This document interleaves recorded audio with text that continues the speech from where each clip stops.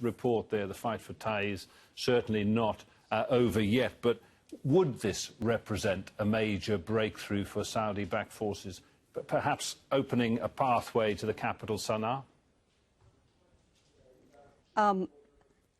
I think what happened in Taiz is significant because it ended the siege that has put the city under tremendous humanitarian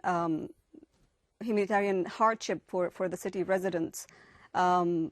The road between Aden and Taiz is now open, and access to food and medicine has improved, and it's already happening.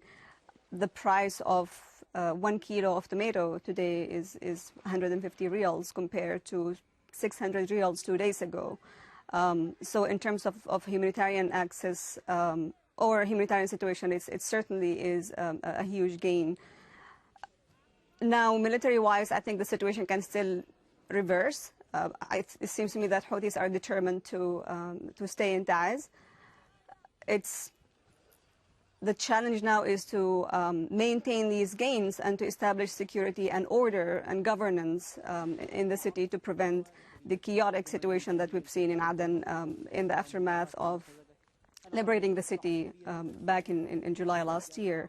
And I think it's up to the Yemeni government and the coalition to make that happen, and they can if they have the political will. You think that they can make that happen? You think that they can provide the structures necessary to avoid further violence in the city, because there are hundreds of thousands of people who've been living in appalling conditions who presumably now are hoping that their ordeal is at an end. Do you think that their ordeal, the humanitarian ordeal, is effectively now at an end for the people of Taiz? No, I don't think it's an end, but I think this gain has provided a window of opportunity for humanitarian aid to come to the city. Before, it was very difficult for humanitarian organizations to provide medicine, to provide food, to provide other aid items to the city. So now that obstacle is gone. But I think there's still a lot of humanitarian need.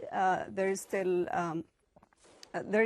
a dire situation, and I think that needs to be addressed. Do you think that a measure of how strategically important this is for government forces is the fact that Houthi representatives are currently in Saudi Arabia for talks? What do you make of those talks? Are they looking for a way out, do you think? We have very little information about the interaction between the Saudis and the Houthis on border issues. We don't know the nature of these talks. We don't know if there is any agreement. But to me, it seems to be a sign of fatigue. It's been a year and a half since the war started. Houthis have lost a lot in terms of military capacity, but also in terms of fighters. They lost a lot of fighters. Similarly, on the coalition side, there hasn't been much gain since July last year. We've been pretty much in a situation of political and military stalemate since last July.